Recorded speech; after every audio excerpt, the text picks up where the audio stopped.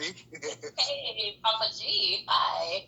I made it. I did it. You did. You did. It's good to see your face. It's good to see your face. It's hard, because with the quarantine, you know how we would see each other out at different events or different theater shows and everything, and it's just so strange that everything is like through Zoom or through this damn IG, which is helps, but it doesn't cut it. So I'm glad to see you though. Yeah, it's good to see people. You're right. It doesn't quite cut it, but it's definitely better than nothing. And, as far as like how I'm feeling right now, directly related to your question, I wish I had jumped on the Instagram bandwagon like last year.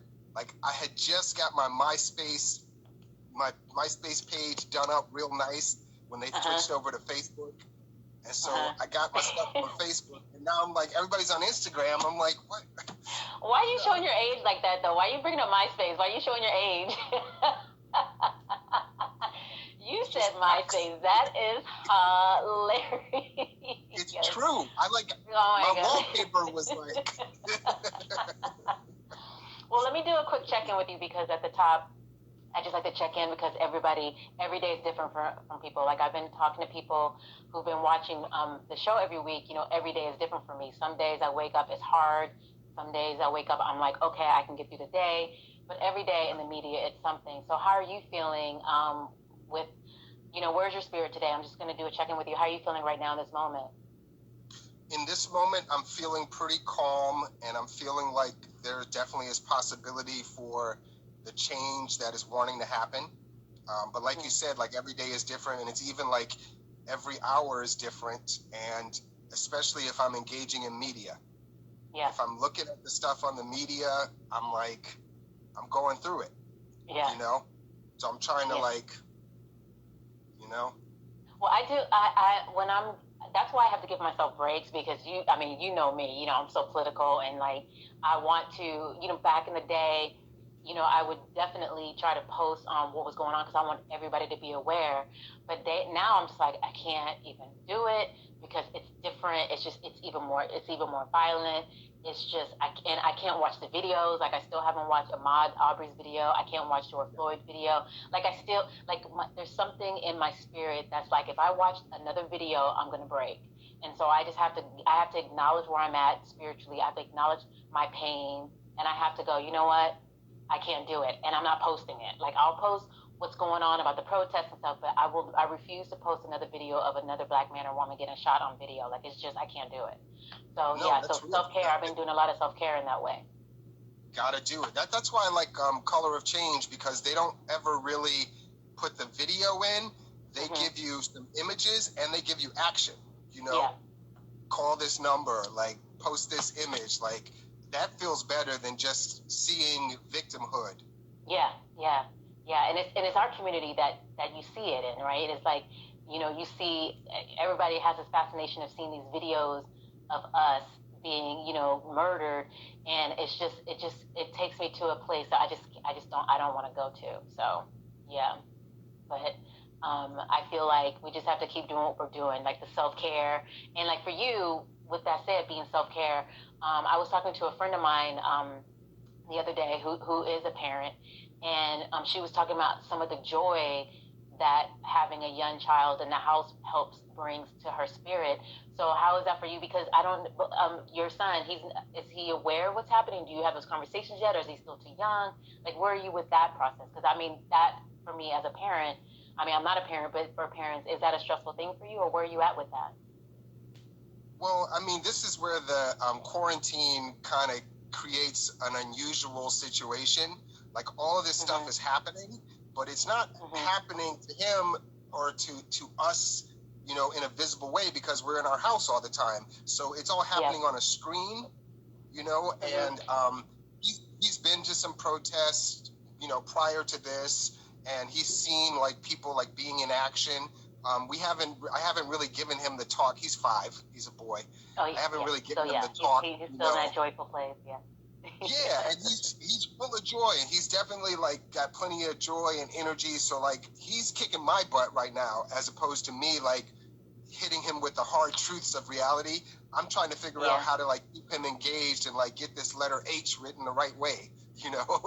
So we're kind of I like, love that, but you have so much energy, so I'm surprised that you're saying he's kicking your butt because like you like I feel like you're going to always forever be 21 because like even when I see you like just in person, even online, things like that, you just have this energy that I feel like you are going to be that dad that can run around behind a 5-year-old.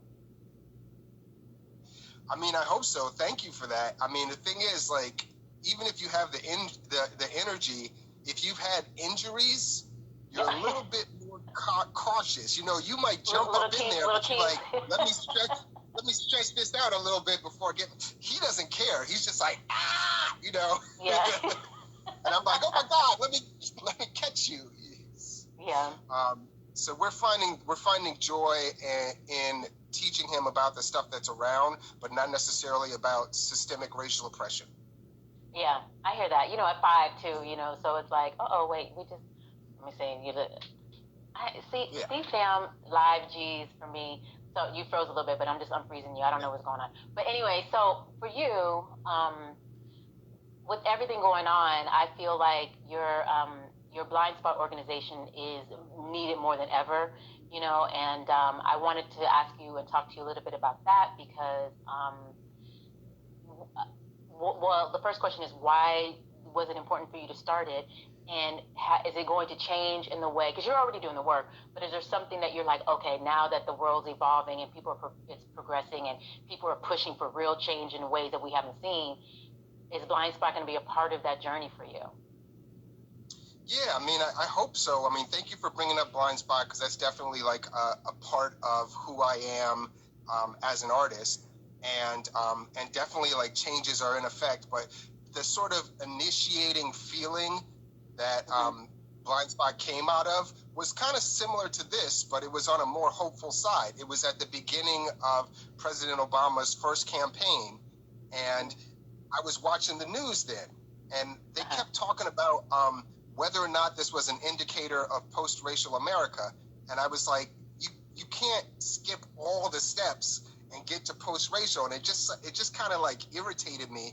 And then I was having a conversation with my artistic family, and I thought it was going to be an easy conversation about, you know, kind of like a mission drift, how we went from being an organization that was serving this community to an organization that was basically trying to serve subscribers, which don't normally look like us.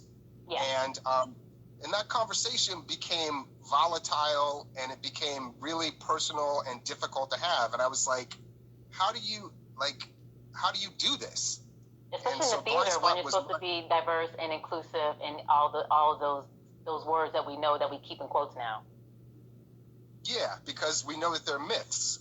Yeah. Now that we spent 15, 20, 30 years in these environments, we know that that's not true.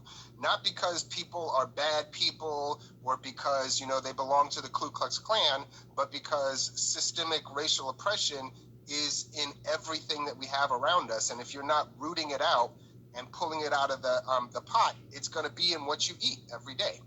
And I just wanted to sort of have a way to normalize conversations about the existence of this systemic racial oppression and however it ties into you, because, you know, we're selfish people as humans. When we really get motivated, it's because something's going to benefit us directly or because something is oppressing us directly. So I was like, how do you engage people in conversation so that they see that they're a part of this equation? And that's what Blind came out of. And it's become a series of salons that I do for organizations who are trying to align their actions with their stated values. And a lot of times their stated values include diversity and inclusion and maybe even equity. And it's just about giving people the language, the impetus to practice, and at the end of the salon, a goal for that community to an anti-racist goal for that community to move toward. And, you know, now, Cherry, I'm asking myself, like, how are we going to change this? Because before it was like, we need to initiate the conversation. the conversation is afoot. Every newspaper you look at, every website has something about Black Lives Matter. How genuine it is, that that's to be debated. But like, the vocabulary is out there. Real reasons why people need to engage, it's out there. Even ways to act in an anti-racist way, if only for a moment, it's out there. So now, like, how do I keep this thing going so that it's actually not just about massaging my ego, but about adding value to the community? And so the sort of pivot that we're trying to do is, instead of waiting to be hired by organizations, we're sort of opening the doors and making it a individual can do a series of salons for a nominal fee, just so they can practice holding space for these conversations, so they can practice not being the expert and just unearthing what it is they have. They call it skin in the game. What skin you have in the game, just so you can sort of see like what your normal actions and your non-decisions are leading you to participate in.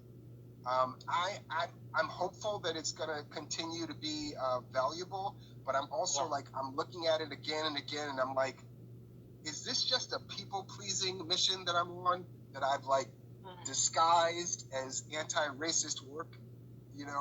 I took activists off of my description of myself. I remember you emailed when we were emailing. You said that. So I was going to ask you, what was the change for that for you?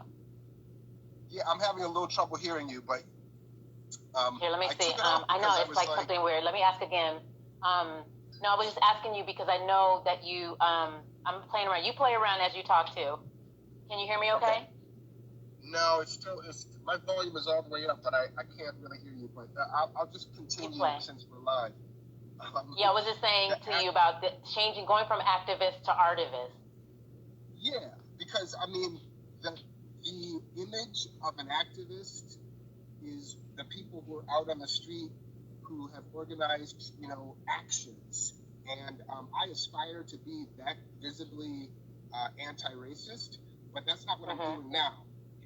I'm doing something that is pretty much centered in the exploration of an artist and his relationship to his community.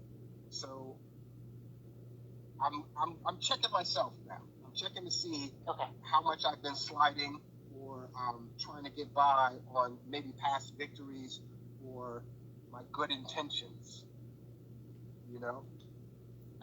Okay. And so, where can people find you as far as the Blind Spot goes? Give out that information on Blind Spot. Let me see. The information for Blind Spot? If folks are interested, they can go to blindspotexperience.com and check out what we have to offer. And if you sign up on the email list, we'll invite you to one of our newly forming salons that are coming up. It'll probably be mid-July for that. Yeah. Okay. I think it's exciting because, like I said before, with you starting the Blind Spot when you started it, and just the work, and just even me being a witness and in the room and watching you work, I just think it's very important, because a lot of people say they want to see change, but the question is, what are you going to do about it? And I just like the fact that you decided to do something about it, and that you're continuing on. And so I want people to see that, because a lot of times people will see us actors or artists on TV or doing things, but they don't really know what we're doing behind the scenes. And you're doing the Blind Spot is a very important tool that we need to have. So I'm glad that Blind Spot's evolving. I feel like I appreciate that. I mean, I feel like even if you're not doing something like behind the scenes, if you are anti-racist, anti-oppression in the way you are doing your job, in the way you are taking on the roles that you take on, associating with the companies that you're associating with, lending your creative spirit to stuff, if you can put that lens on that, then you're also doing the work too, I think. Oh, good. Now, how's the volume of sound? Because I know earlier you were saying it's hard to hear me. Can you hear me okay? Fine. I can barely hear you. You can barely hear me. I don't know what it is. Yeah, because I can hear you fine too. I don't know. I'm playing around and trying to figure out, because You're coming very clear on my end. Perry, who's watching? Can everybody hear Russell okay? Out there who's watching? I think he's moving. he's going somewhere. Okay, try some headphones or something, and because I want to be able to see. And then, let me see. This is better. But I'm trying to figure out how am I sounding? I can hear you better with the headphones, yeah. But you're still kind of muted. I don't know if that's going to affect the recording or not, though. I don't know. I hear that you. It looks like we're both being heard clearly. Yeah, that's what Ngozi said. So, hey Ngozi, hey Perry, and everything. I saw Ngozi first. Hey Perry. Oh my goodness. So I'm just trying to we're trying to get your video choppy. They're saying the video on your end is a little choppy. Is there some? How you? I know. Let's see. Play around on your end. I'm just gonna turn off the Wi-Fi on the computer. Okay. Let's see how that works. Maybe that helps. I hear you clearly now, really well. So. Oh yeah. Yeah, I hear you. Okay, and you're a little bit choppy, but they're saying you're a little bit choppy, but I think the Wi-Fi turning off will help. Okay. Yeah. And then people in the feed, you guys let us know if we go out or if you can't hear us and stuff, because I see Russell sees me. So it's just a matter of what you guys can. I know it's a matter of what you guys are seeing or not seeing. You guys just keep me posted, and I'll just play around with camera angles and see if he pops in and out and everything. But let's see. We'll just keep going since it's live, right? We don't want to. Yeah. That's the thing about live. You just never know what's going to happen. But so, speaking of not just being an actor, right? Because I wanted to talk to you about your artivism. Talk to me about the 24-hour plays and the curation of that, and why you chose the topic Fist Up, and why that was important for you to do at this time. Talk to me behind the scenes about what we all came to see, which was amazing monologue pieces. Yeah, the 24-hour, curating a round of the 24-hour viral monologues kind of fell in my lap. I have a relationship with the artistic director of the 24-hour plays, Mark Armstrong, and he's a stand-up dude, and we've just, over the years, been appreciators of each other's sort of thing. And, you know, I had done 2 of the 24-hour plays already, and the viral monologues came up, and I did a 3rd, and I was like, it's great, it's exciting, but I was like, I feel like other people probably could use the experience, and the platform could use an influx of more people who can broaden their worldview. And so I made a few suggestions, and they ended up using some of the people. And then like a month later, Mark was like, hey, we're trying to speak to this moment. And to the organization's credit, they knew that they could not speak to the moment as authentically as somebody who's experiencing, you know, systemic racial oppression for their whole life. So he reached out to me and said, hey, would you be into curating this? And my creative partner, Portia, who is also a multi-hyphenate and a fantastic actor, yes, I love her. Director, coach, producer. I reached out to her because she and I have been toying with this idea of coming up with some sort of producing arm that would be unapologetically Black, you know? And there's a lot of hoops to jump through to maintain your integrity if you're involved with another organization. So it's like you have to build that organization yourself. And so we'd had a series of conversations over, you know, the last like 6 months, and we came up with this idea of Classic Black, which is like we wanted to create snapshots of the type of Black, the many types of Black representation that we don't normally see. And we wanted it to be for Black people, for... You froze on me. Yes, repeat that. Froze a little bit. There was a buzzy noise. I don't know. keep going. So you guys are talking about classics and seeing Black people in ways that we don't see them. That's the last thing I heard. Classic Black was we're trying to create the experience for the viewer, for the audience, to be watching representations of Blackness that you don't normally see, because there are so many of them. And we wanted it to be a joyful experience, as opposed to like what we were talking about earlier, seeing Black victimization on your social media feed. We wanted something that would remind people that we are the bringers of joy, and we are experiencing joy in so many different ways. And so these two things sort of came together. So we just, put our heads together, and having Portia had already done the viral monologues too, so she knew how the 24-hour plays work. So we're like, who are the good writers who are not going to be afraid to speak to this moment, and have that look, many different ways, not just like, oh, we're angry, but like many different ways. And who are the actors who can deliver in a very specific situation? I mean, that 24 hours thing, it's like you basically have 8 hours to get the script, ingest it, shoot it, and then it takes 3 hours to upload the thing so you can get it in on time. So it's like you kind of have to like have some ducks in the row. So kind of bring it. So luckily we know a lot of people in our community, writers and performers, who meet the bill, and we were able to bring those people together under this the arm of the 24-hour plays viral monologues, and it came out in a very refreshing way. Yeah, the reason why I loved this segment so much is because we were able to see ourselves in so many different ways of our humanity, right? It's like it's not just one like you were saying, not just one stereotype of what we're used to seeing, and it was just like all kinds of Blackness from all points of views, from all different lenses, from all walks of life, because we're not monolithic. And it's just, and I loved it. So I wanted to, definitely ask you about that, because it was refreshing, it was different. And when I saw that you and Portia came together to do it, I was like, oh, I'm not surprised, because just the way that you guys walk in the world and who I know you guys to be. And so when you say the title, Underlying Conditions, talk to me about how you came up with that title. I was like, Portia, we need a title. and so that's one of the things that she's really good at. She's very good at encapsulating a moment into some words. And so, we came up with a list. She came up with a list.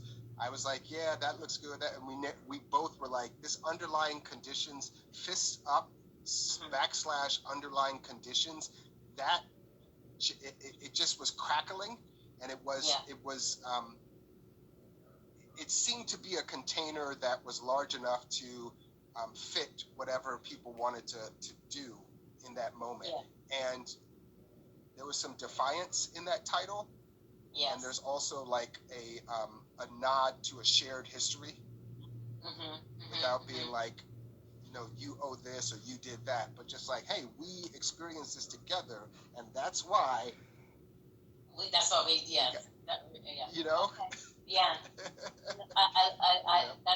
No, it's great. So for people who may want to see and look at these videos, where do they go? We're going to be able to share a link of the videos in about 2 weeks. Oh, nice. Okay. Yeah, and folks who are interested in getting on my email list is where we're going to start now. Is if you go to russellgjones.com and just sign up on the email list, the link will be going out soon in my newsletter to folks. And if you don't, I'm going to give the link to you too, Cherry, so you can share it how you see fit. I definitely will. I definitely will share it, because once I post this up, I'll post all the links as well, and I'll add that link, because I think they're must-sees. People need to definitely see what what you're doing, and also see what's going on inside of your head and in your heart. And that's why the blind spot is important for people to go to these plays, because it's an indicator of who you are and how you walk through the world by the seeds you are planting, right? And so that's why so that's why I feel like it's important for people to know and see.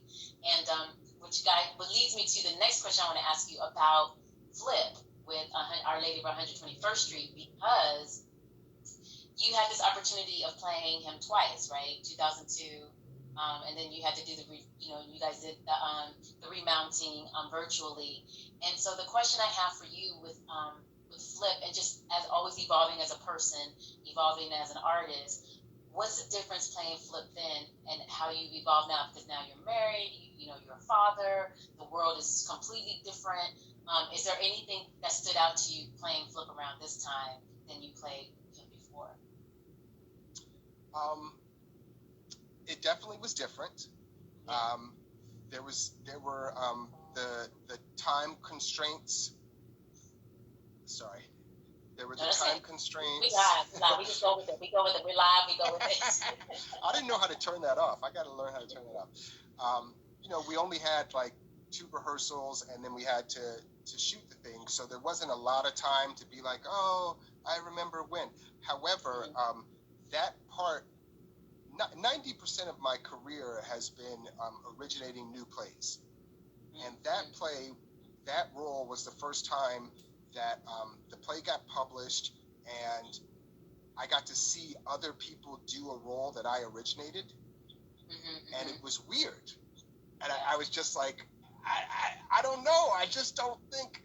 Do you? Are you also? I don't know if I would do it that way. I don't know if I do it that way. What are you doing? I wouldn't walk that way. What are you doing? Stop it! Stop it! that was like 80% of it, you know. But 20% of it was like just being enamored at it with the art form, and the fact that in somebody else's hands it could become a completely different thing and still right, you know, still good, still good storytelling. But I wanted to come back to that role because it was a personal challenge for me, you know. You know, truth be told, Stephen Girgis, you know, he writes plays with his community as an inspiration, and so this was the second play that I originated a role in one of his. And you know, after the first one, I also played a gay character, and I was like, hey, dude, you know, ain't nothing wrong with it or nothing, but like, I mean, if you writing roles for people, you know, you want to hook somebody up, you know, hook me up, man, come on, man. And he was like, oh, yeah, Russell, I'm definitely going to do that. And then the next play he wrote, he was like, here's the thing, and, you know, not only are you gay, but you have to kiss this guy. Like, you have to kiss this guy. And that became a thing that I had to deal with myself. I have to kiss this other man, a grown-ass man, on stage every night. And that play, I think we did like over 200 performances of that play at our theater, and then it moved to and then it moved to the Union Square Theater, and we ran 100 performances there. So like, I was kissing a dude on stage like every night, and I had to like figure out what was wrong with me that was an issue. But how was it kissing David though? Because David, you know, you guys are family. You know what I mean? It's like, I mean, so you know, it's like, you know, here you are with a member, you know, that's a family with you, and you're looking at David every night, and you have to kiss him every night. How was that experience for you guys? How did you guys make it fresh every night? He did his part. He was in costume, and he was not looking like David Deplinger, and he definitely was bringing like what was true and didn't have to be fabricated was that we had a trust-filled relationship, the two of us, just having been together so long. So like, we could go into a risky area together and be assured that we would have each other's back. So I wasn't kissing David Deplinger. Flip was kissing Gail, and I was able to have that work for me. And it really wasn't a thing. It was just a thing that I made it a thing, and I had to get over it. This time, I was like, I don't have to kiss anybody because it's on Zoom. No, the kiss wasn't a big deal anymore. And it was just like great to be able to measure myself against the yoga mat of that role. You know, like I feel like yoga is it's the place where the idea of practice really resonates the most for me. And like, yoga teachers always talk about, you know, coming back to the mat, and like sometimes you bring a different body to the mat. The mat is always the same, and you know, a lot of times that flow, whatever you're doing, is going to be pretty similar, but your body and your breathing and your mind are going to be different. And so that's what this role became for me. Like, I got to measure how I was doing as an actor, what my foibles were, where I would get caught up. And there were some similarities, and there were some things that I was just like, why did I get caught up on that? You know? Yeah. But there, I mean, But, you I know, could it's go probably back to that. Go ahead. What were you gonna say? You can go back to I that could role. go back to that role again and find more stuff for sure. You know? Wow. What were Yeah, you and saying? the reason why I wanted to ask you about that is because not that many actors get a chance to revisit a role that they've played, you know, and sometimes when you're done with a role, you look back and you go, gosh, I could have done this, or I could have done, you know, like for me, I'll play a role back in my head and I'm like, oh, I got choice. Or like a year or 5 years from that time, I'll look back and I go, oh, if I had an opportunity to go. And I've only done that once in my life where I was able to go back and reprise a role, and how much I had grown and evolved as a woman, a human, just with life, Yeah. and then what I was able to fulfill to her. I just want every actor to have that experience because all of us don't get a chance to, but the character evolves with you, you know, which for me is what I learned the most out of that experience. So that's why I wanted to ask about that. That was for Knock Me a Kiss. Yes, you better remember. Yes. Not me. Yeah. I missed the show both times, both productions, but I remember it being exciting. You're forgiven. I remember it being exciting that you were going to do it again. Yeah, no, That's all right. I mean, just a little side eye, like, I see you. No, but it's not like we live in New York City and there's like 95 shows every night. It's not like that. It's not like that. No. So for you going from theater and loving the arts the way that you do, and evolving into who you are as an artist and as a man, a parent, father, all of that, husband. Where did your love of acting come from? Did you grow up in an artistic household? Was it someone in your family that was an actor? When did you know, or when did the bug hit you? My love of acting, you know, my mother, like about 2 years ago, pulled me aside and was like, you know, I always was interested in acting when I was younger too. This is the first time I ever heard anything like this, you know. My mother is definitely creative and artistic. She's a potter. She does dry flower arrangements. She does jewelry making. She's a gardener. She's definitely a creative person. But like an actor, I never heard that before. But you know, a lot of things get passed down genetically that you don't have any idea where it came from.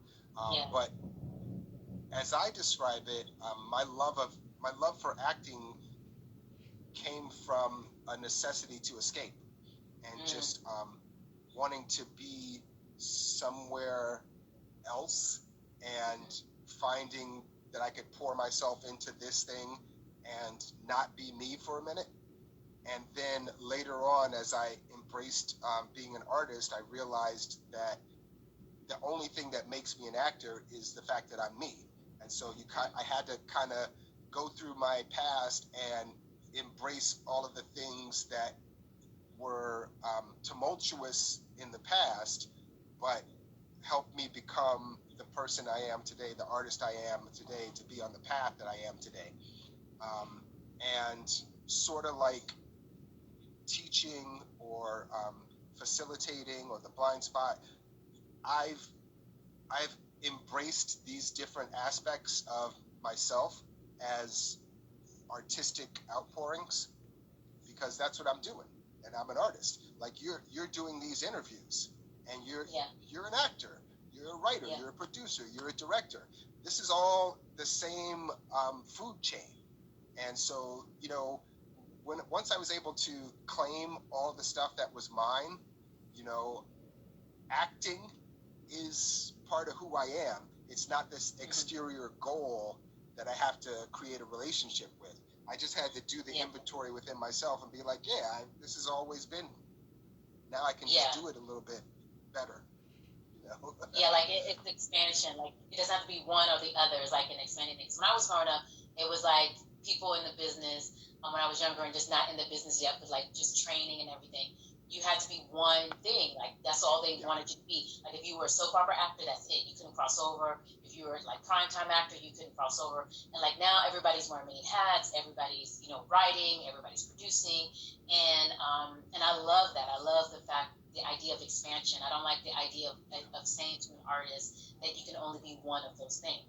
Like you can just be anything you want to be, and you can incorporate all of them together, and especially nowadays when before this pandemic hit, it was like a lot of artists had to create their own work to be discovered or be seen or get to wherever they wanted to be. It was no longer walking into a room and auditioning. It was like, oh, look at this thing I created. I put it up on YouTube. And, that's the good thing about social media. It's like, oh, I have this thing on Twitter, or I created this video and it went viral.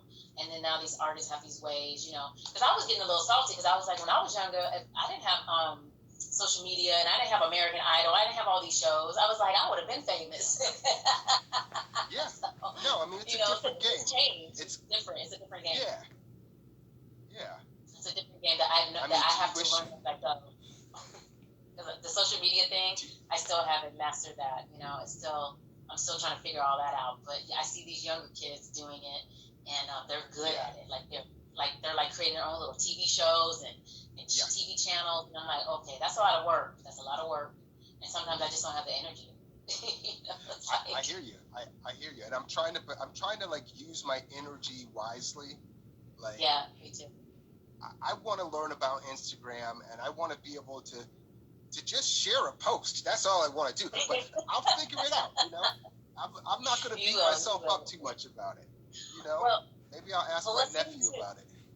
Oh, your nephew? How old is your nephew? This one is 13.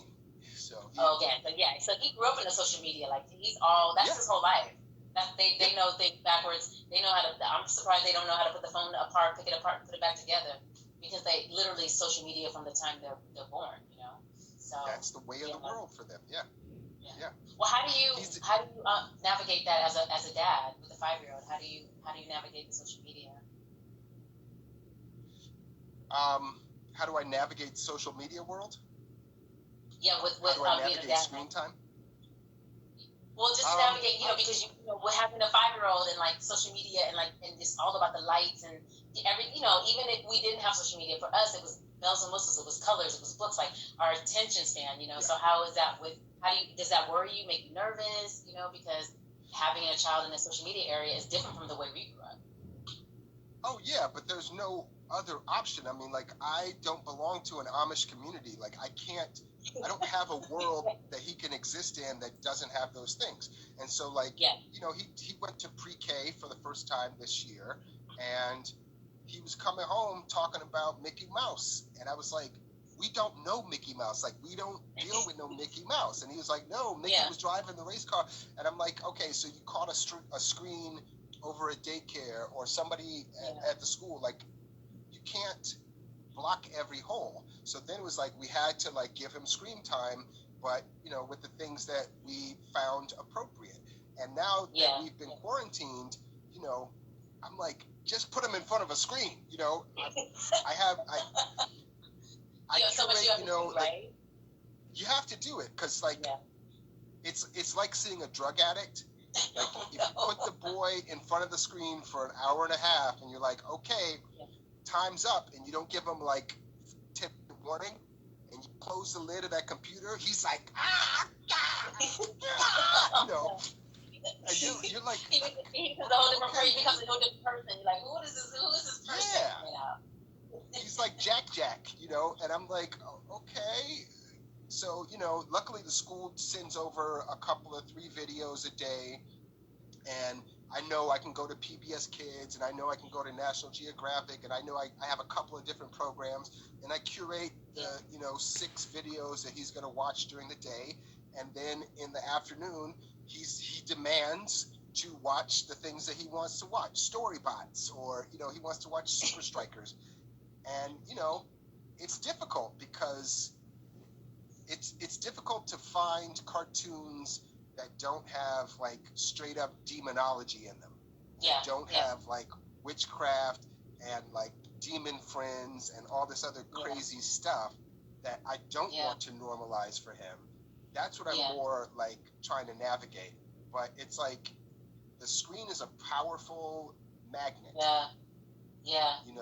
I mean, did you grow up with a TV in your house? But I wasn't allowed to watch a lot of it. I had scheduled time. I had scheduled time, and it was like, it was more things like Elmo, Sesame Street, and show my age, Electric Company, Elm, things like that. But the original. the original, like people don't even know what Electric Company is these days. But you know, like it was monitored, but I wasn't in front of it. And you know, and it was not until grad school, after when I was graduating, when I got my first cell phone. So I didn't grow up with it at all. You know. Yeah, So, but that probably served you. That probably gave you some space to come up with your own interpretations of the world.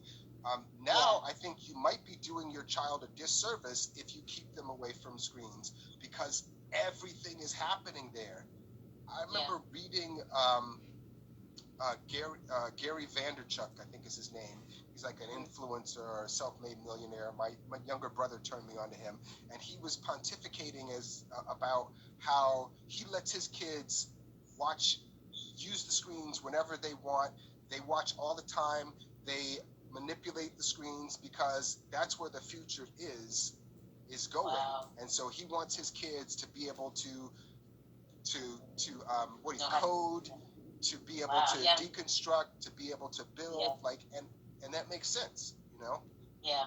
Yeah, because technology is the way of the world now, and especially coding, especially getting kids to code is very important. There's a lot of organizations coming out now where they're pushing the code and everything. So let's switch over to your series regular as Tommy.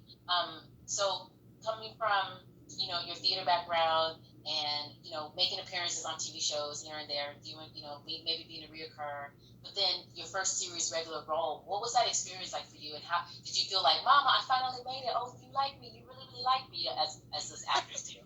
But but how was that experience for you on set, and and being a star-studded cast and Edie Falco? Like, how was that for you?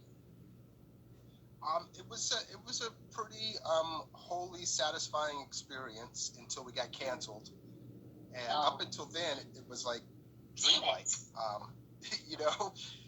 They decided not to. That makes me upset because it's a good show. Anyway, keep going.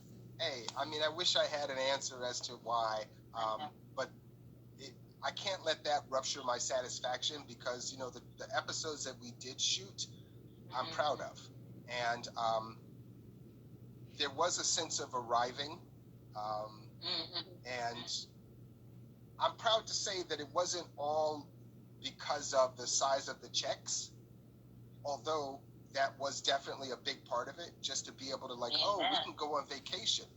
Like, we can actually do that this year.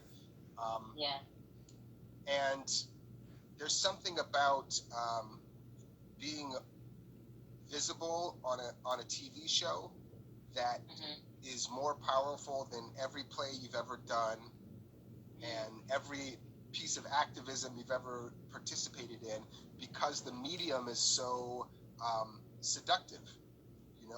We even us who are in the business, we create relationships with the characters or the actors playing the characters because we see them regularly, and we saw them go through this thing and survive, and it's natural. It's like an exploitation of human empathy. Yeah, and they become part of our fabric. It's like, you'll watch a show, and it's like, or say somebody was watching Tommy, but they see you walking down the street, and they think they know you, but you're in their house every week, and you become a fabric of, because even with some of my favorite shows, and I might see the artist and the actor, and I go, yeah, I know you, but I'm like, no, I don't. I just know your character. Yeah, you have to remind yourself. It just weaves into your subconscious that way, Yep. But I felt like the writers were doing a great job on the show. I loved the way it looked. I feel like the cinematographer really he was able to tackle that age-old struggle of lighting people with different skin tones in one scene and have them all be well lit. Oh my God! I was like, when I first started this. I mean, no, it's an important thing, because I've been in situations where I'm like, listen, we gotta get this lighting right. Like, why don't you know how to do this? It's like another conversation when we're like, why don't you have somebody who knows how to do my hair or black hair? It's like, if you're, I need you to get the lighting together or the hair together. Like, we need people who know how to do this. So to have that experience is good because it's very rare. Yeah, I definitely felt like it was a blessing. I'm not going to say that they, had everything, right for a black participant, but as far as my experience, it was definitely one of the better ones for sure. Yeah. And I found our cast to be just a whole group of classy folks. Yeah. And not just the cast, but even like the guest stars that came on. Like everybody that I knew that was on the show are people that I just like their work and I like who they are. Like Susan Hayward was on the show, and I just love her. In our interview. We talked about you in our interview because when I interviewed her 2 weeks ago, you were the one that introduced us to be friends because I don't know if you remember this, but you had tickets for Neighbors and you couldn't go, or you had 2 extra tickets or something, and then you emailed me or text me and text Susan, and you were like, you guys are going to meet at the Public, and you guys are going to meet, and we didn't know each other, and we hit the minute we saw each other in the lobby, we hit it off, and we've been friends ever since. Oh man! And then we went to this traumatizing event together, so we were stuck together for life because I was like, why is he sending me to this play? I was like, why is he sending me to this damn play? But I went in not knowing what to expect, and it just turned me. Like I was just the way that I can't even put into words the emotions I was feeling and how people were talking back and yelling at the stage and like black folks were not happy.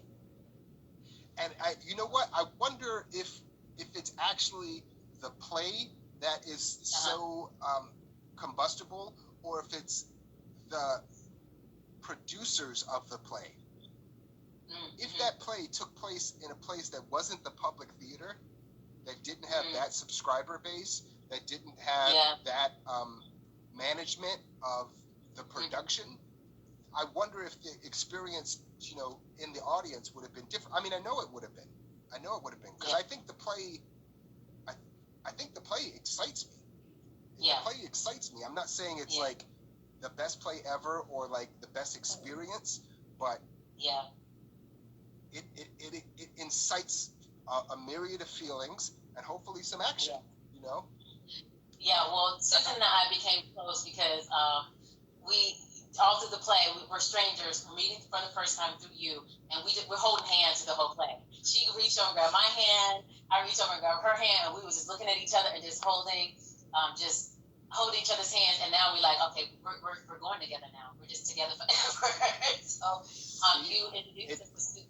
That's how Susan and I met, is through you. So. Well, I knew that the play required a buddy system if you're a person of color. Yeah. Well, I'm glad I experienced it with her and stuff because we're like-minded in a lot of ways. So, well, before we go, I know there's people watching, your fans are watching. If anybody wants to ask Russell a question, I'm not promising that he'll answer because, whatever you ask, he may or may not answer. If you want to ask, please put it down in the chat. And then I'm going to ask you, while people are doing that, if they want to ask you a question, talk to me about a cherry pick. At the end of each interview, I talk about a cherry pick. Do you have one or a couple, few? It could be anything you want it to be. Oh my God, that look on your face. Go ahead, what's your cherry pick? What does it look like? I know, I have a cherry pick. You gave me a heads up, so I have a cherry pick. I have two, but I'm going to focus on the one, which is an organization called Angela's Pulse. And they're kind of dance-centric, but they create collaborative performances, and they have anti-racism as one of their core values, and they have community-centered as one of their core values. And I know they're doing some fundraising right now. I got introduced to them through the artistic director, Paloma McGregor, and she was doing a piece called Dancing While Black. And it was just, it was a modern dance piece that I saw at BAD, the Bronx Arts Dance. I forgot what the other D was for, but I saw that dance piece, and it was called Build a Better Fish Trap, and it was like these really pedestrian choreographed moves that you would use to put your fishing trap in the lake or the river and pull it back out and see. And it was mesmerizing. Cherry, I've seen dance before, and I had an expectation that this piece did not meet at all, and it was all the better for it. For some reason, I just felt like the experience was made for me to be a part of. Nice.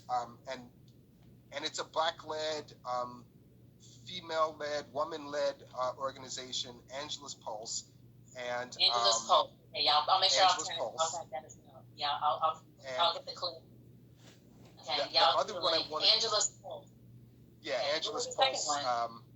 The second one, I don't want to be too greedy, but No, please. You can do as many cherry picks you want because it's paying it forward to the community. So I love it. So yeah. And this is another one that serves the community.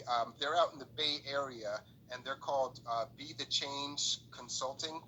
And this is an organization that basically teaches organizations how to align themselves with anti-racist or anti-oppressive actions. They do organizational development, they do curriculum development, they do training, and they create initiatives within your organization.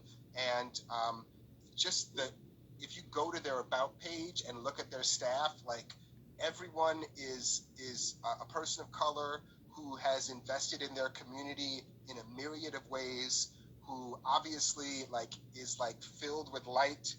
They run the gamut as far as like skin tones, but they're all beautiful. And just like, you know how you meet people who work in the community who actually know what it's like to be a human being all the time?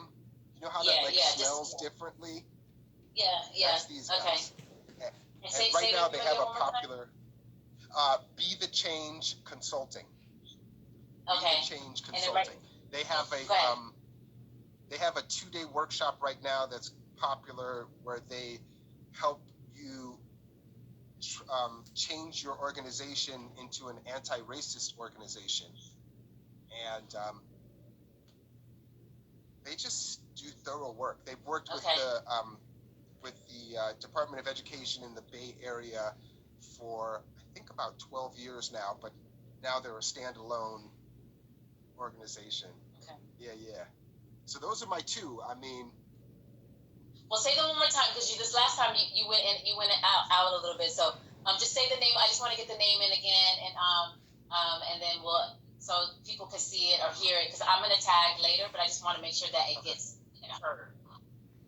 I'll go backwards. Number 2 is Be the Change Consulting.